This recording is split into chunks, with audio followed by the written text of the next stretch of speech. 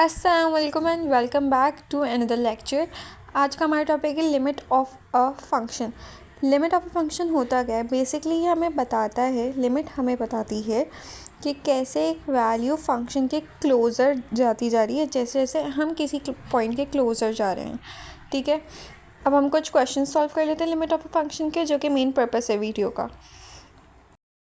यहाँ पे हम पहला सवाल देख लेते हैं जिसमें लिखा हुआ है शो दैट लिमिट x2 जो है वो x³ -8/x-2 जो है वो बराबर है 12 के।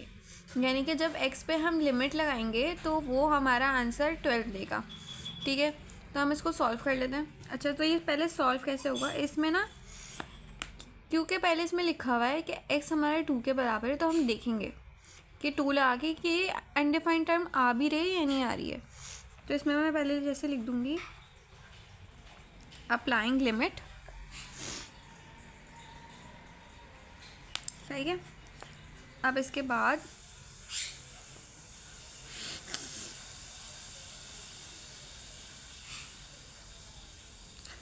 अब मेरे पास जो ये सवाल है इसमें ना मैं हर जगह x की जगह 2 लिख दूँगी, क्योंकि हमारा लिमिट जो गिवन थी तो वो यही कही थी कि x की जगह 2 आएगा। सही है। अब अनडिफाइंड टर्म क्या होती है? अनडिफाइंड टर्म होती है 0/0। अब ये 0/0 कैसे आया? 2 की पावर 3 होती है 8, 8 - 8 0 हो गया, और 2 - 2 0 हो गया, यानी कि ये अनडिफाइंड टर्म है। अब हम इसको फर्दर सॉल्व कर सकते हैं।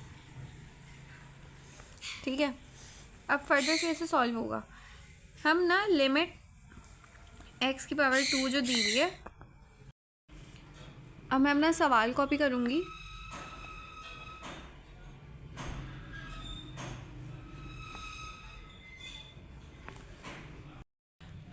अब हमें इसको फर्दर सॉल्व करना है। देखिए, इसमें कुछ भी यूनिक नहीं है। हर क्वेश्चन की तरह जो है आपको इस इक्वेशन पे, ये जो क्वेश्चन गिवन है इस पे फोकस करना है कि ये सॉल्व कैसे होगा। अब मुझे जो इसमें पॉसिबिलिटी दिख रही है वो ये कि इस पर क्यूब लगा हुआ है और इस पर क्यूब लग सकता है। तो मैं सिंपली क्या करूँगी कि मैं इसको दोनों को होल क्यूब ले लूँगी और ये 2 का क्यूब बन जाएगा।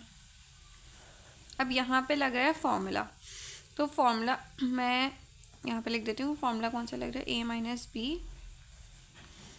+ ab + b²। ठीक है, ये मेरा फॉर्मूला लग रहा है a³ - b³ का। अब मैं इस फॉर्मूले के थ्रू इसको मैं ओपन करूँगी। यहाँ पे मैं फिर से लिमिट लगा देती हूँ।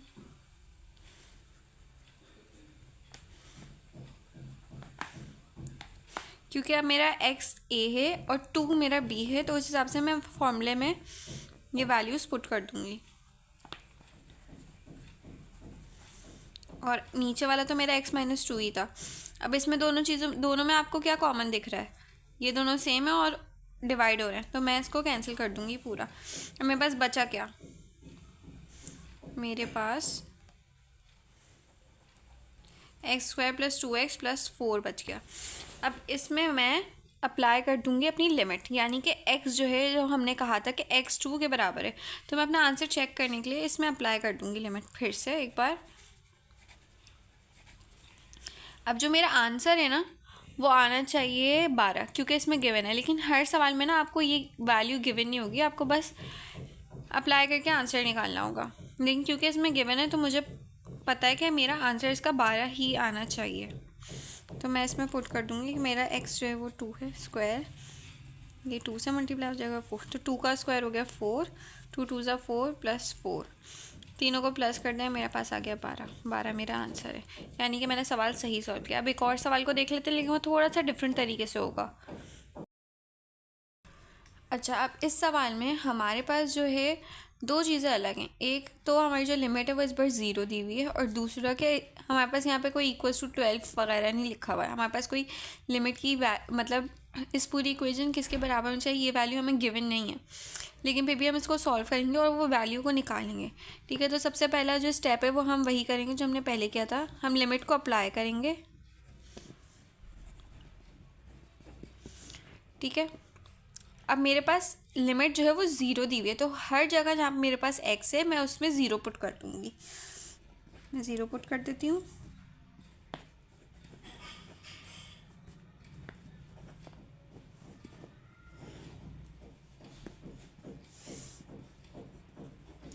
सही।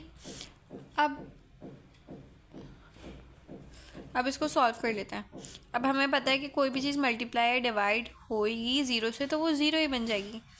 तो मेरे पास ये कुछ ऐसे आ जाएगा। तो हमें पता चल गया कि ये भी अनडिफाइंड टर्म है, तो हम इसको फर्दर सॉल्व करेंगे। सही है। अब पहले की तरह मैं सवाल को दोबारा से कॉपी करूँगी।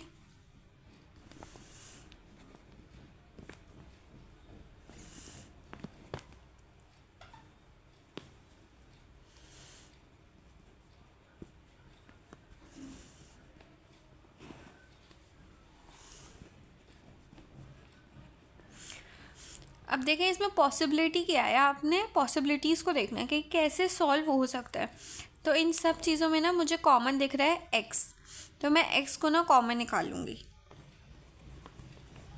तो यहाँ पे मैंने निकाल लिया एक्स को कॉमन। अब for those who don't know कि कॉमन कैसे निकलता है, बेसिकली मैंने इन सब में से एक सिंगल एक्स जो है कॉमन निकाल लिया। तो जब मैं इसमें से एक एक्स कॉमन निकालूंगी तो इसमें अभी भी दो बचे हैं। इसी तरीके से जब मैं यहाँ से निकालूंगी, यहाँ पे एक ही एक्स था, यहाँ पे सिर्फ टू बचेगा। और सेम यहाँ पे जब एक ही एक्स है तो उसको लेने के बाद यहाँ पे सिर्फ वन बच जाएगा, क्योंकि इस एक्स का भी एक वन होता है। ठीक है। अब मैं यहाँ पे एक और एक्स लिख दूँगी, क्योंकि मैं नीचे से भी कॉमन निकालूंगी। यहाँ पे दो एक्स थे, बचेगा एक ही, क्योंकि एक मैंने ले लिया है, और यहाँ पे सिर्फ टू बच जाएगा। सही। एक्स से एक्स कैंसिल हो जाएगा, वही सेम चीज़, क्योंकि ऊपर नीचे सेम चीज़ थी।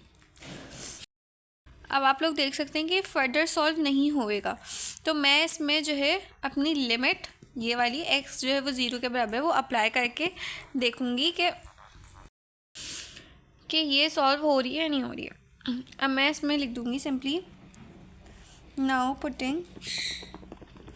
अच्छा, in limit of a function में यूनिक बात ये है कि ये हर सवाल थोड़ा अलग तरीके से सॉल्व होगा, तो आपको पहले ज़रा सवाल की जांच पड़ताल करनी पड़ेगी कि ये सॉल्व होगा कैसे। लेकिन मेन चीज़ सब में ये एक इक्वेशन फॉर्म करनी है जो कि फर्दर सॉल्व नहीं हो सके, उसमें फिर अप्लाई कर देनी है लिमिट अपना आंसर मालूम करने के लिए। तो मैं हर जगह, क्योंकि मेरी लिमिट ज़ीरो थी, हर जगह जहाँ पे एक्स है वहाँ पे ज़ीरो पुट कर दूँगी। अगेन वही बात, ज़ीरो से कोई भी चीज़ मल्टीप्लाई डिवाइड होने के बाद ज़ीरो ही बचती है। तो हमारे पास अब ये सब चीज़ें तो ज़ीरो ही बचेंगी, तो हमारे पास क्या बचा 1/2। मेरा आंसर आ गया 1/2। बहुत सिंपल सवाल है ये। ठीक है। अब हम एक और क्वेश्चन कर लेते हैं। अच्छा भाई, हमारा नेक्स्ट क्वेश्चन है हमारे पास कि लिमिट हमारे पास 2 गिवन है, x² - 5x + 6 upon x² - 7x + 10। सबसे पहले तो हम वही वाला सवाल वही वाला स्टेप रिपीट करेंगे जो हम सब में करते थे, अप्लाइंग लिमिट वाला।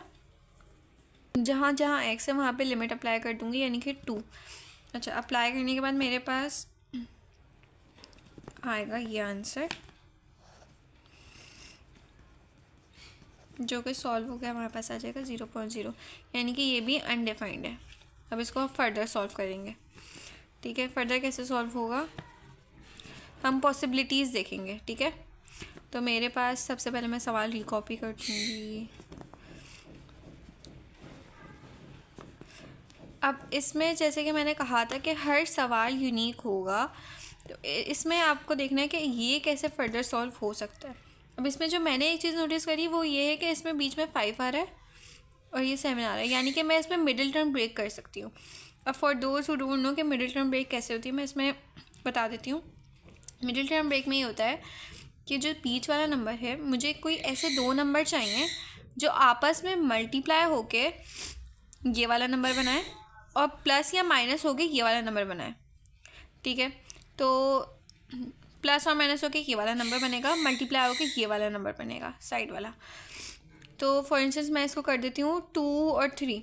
तो जब और 2 और 3 प्लस होंगे तो वो 5 बन जाएगा, जब मल्टीप्लाई होता है तो वो 6 बन जाता है। ठीक है। इसी तरीके से मैं इसको सॉल्व कर लूँगी, लेकिन साइंस का ख्याल रखना पड़ता है इसमें, साइंस को आप इग्नोर नहीं कर सकते। तो यहाँ पे मेरे पास बन जाएगा अब देखें इसमें मैंने ऐसे क्यों किया, माइनस माइनस प्लस हो जाएगा और बड़ा साइन हमारे पास माइनस का ही आएगा क्योंकि माइनस हमारे यहाँ पे था, इसलिए मैंने यहाँ पे माइनस पुट किया है। तो 2 3 ज़ा 6 भी हो जाता है और 2 और 3 प्लस होके 5 भी बन जाएगा। इसी तरीके से मैं नीचे भी करूँगी। मुझे एक ऐसा नंबर चाहिए जो कि प्लस या माइनस होकर 7 बनाए और मल्टीप्लाई होने के बाद 10 बनाए। तो वो हमारे पास नंबर आ जाएगा 2 और 5, यानी कि 2 5 ज़ा 10 और 2 + 5 = 7। मैं इसको लिख दूँगी यहाँ पे ऐसे कुछ, सही। अब इसको फर्दर सॉल्व करते हैं। अब मिडिल टर्म ब्रेक में क्या होता है कि हम जो है कॉमन निकाल लेते हैं। तो मैं यहाँ पे x का कॉमन निकालूंगी। मैंने x को कॉमन निकाला, बचा मेरे पास 1x - 2। और इसमें से देखिए अब इन दोनों टर्म्स में ना x नहीं है, इसमें क्या कॉमन निकल सकता है, मैं इसको टेबल के थ्रू कॉमन निकाल सकती हूँ। तो मैं इसको 2 से कॉमन निकालूंगी या 3 से कर लेते हैं, चलें 3 का कॉमन निकाल लेती हूँ मैं। हमें कोई ऐसा टर्म बनाना होता है, ऐसे 2 ब्रैकेट्स बनाने होते हैं कॉमन निकालने के बाद कि ये वाला ब्रैकेट और ये वाला ब्रैकेट सेम बने, वरना middle term break further solve नहीं हो पाती। ये रूल होते हैं मिडिल टर्म ब्रेक के, ठीक है। इसी तरह मैं नीचे भी करूँगी। अब इसमें भी मैं क्या कर सकती हूँ, मैं x का कॉमन निकाल लेती हूँ। तो मेरे पास क्या बच गया, x - 2। इसमें मैं क्या कॉमन निकाल सकती हूँ, 5। जब मैंने 5 कॉमन निकाला तो क्या बच गया मेरे पास, फिर से x - 2। क्यों, 5 तो निकल गया और होता है 5 2 ज़ा 10 होता है, तो ये 2 बन गया, ठीक है। अच्छा, तो अब मिडिल टर्म ब्रेक में एक और चीज़ जो आपको पता होना ज़रूरी है कि जब मैंने दोनों अब आप ब्रैकेट्स ले लिए हैं जो कि अब सेम हैं, तो एक ब्रैकेट मैं इसको अप्रूव करूँगी और ये जो कॉमन निकाले हुए हैं ना मैंने, इनका मैं एक अलग ब्रैकेट बना दूँगी। तो पहले वो जो ब्रैकेट जो ऑलरेडी बने हुए हैं वो, और एक जो कॉमन निकाले थे उसका ब्रैकेट बना दिया, क्योंकि दोनों को अलग होना ज़रूरी है ना, मैं सेम सेम का क्या करूँ। इसी तरह यहाँ पे x - 2 का एक ब्रैकेट बना दिया और एक जिसका मैंने कॉमन निकाला है उसका ब्रैकेट बना दिया, x - 5। सही है। अब सेम सेम है, कैंसिल हो गया। एक बार में x - 3 बच गया और x - 5। अब इसमें मैं लिमिट अप्लाई कर दूँगी, ठीक है। अप्लाइंग लिमिट, ये हो गया 2 - 3 2 - 5। आंसर मेरे पास आ गया -1/-5 -3, माइनस से माइनस कैंसिल, आंसर आ गया 1/3 आंसर। अच्छा, मैं एक बार रिपीट कर देती हूँ मिडिल टर्म ब्रेक कैसे निकालते हैं और कैसे करते हैं, सही है। सबसे पहले तो मैंने यहाँ पे वो नंबर्स देख लिए जिनका मैं मिडिल टर्म ब्रेक कर सकती हूँ। मिडिल टर्म ब्रेक करने के लिए हमारे पास कोई 2 ऐसे नंबर्स होने चाहिए जिनको प्लस या माइनस करके बीच वाला नंबर बने और मल्टीप्लाई करने के बाद साइड वाला नंबर बने, यानी कि राइट हैंड साइड वाला।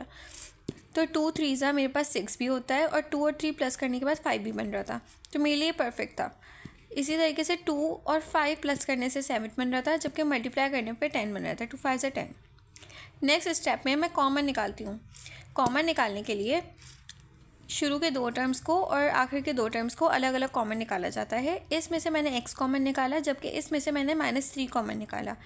निकालने की वजह ये थी कि दोनों ब्रैकेट्स को सेम होना ज़रूरी था, x - 2 और x - 2। सेम प्रोसेस मैंने नीचे वाले उसमें रिपीट किया, x - 2 के 2 ब्रैकेट्स बनाए।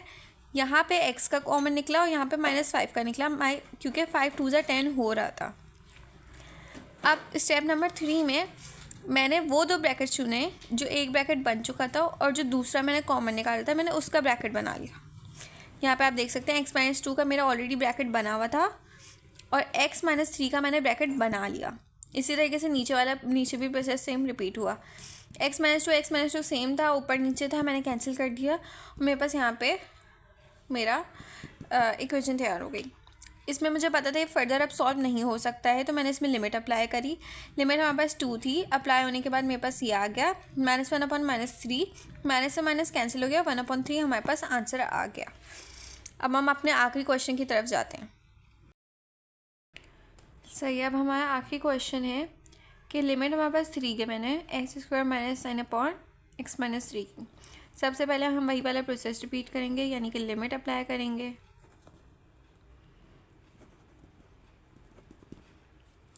यहाँ पे यानी कि x की जहाँ जहाँ x है वहाँ मैं 3 लिख दूँगी।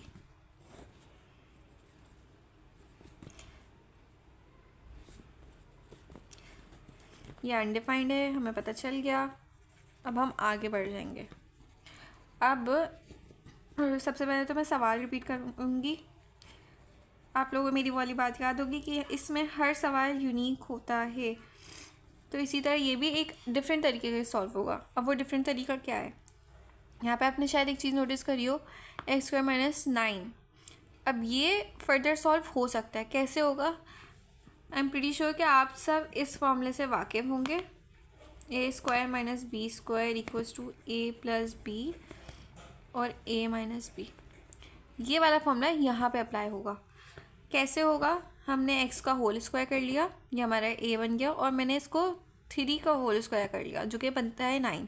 3 3 से 9, तो ये मेरा a और ये मेरा b बन गया। ठीक है, अब मैं इसमें फॉर्मूला पुट करके इसको सॉल्व कर लूँगी, जो कि मेरे पास आ जाएगा x + 3 x - 3 अपॉन x - 3। अब ऊपर नीचे क्या सेम हो गया हमारे पास, x - 3 और x - 3 कैंसिल हो गया। मेरे पास सिर्फ x + 3 बचा, जो कि फर्दर सॉल्व नहीं हो सकता। मैं इसमें इसीलिए लिमिट अप्लाई कर दूँगी। लिमिट मेरे पास क्या गिवन थी? 3 गिवन थी, 3 गिवन थी।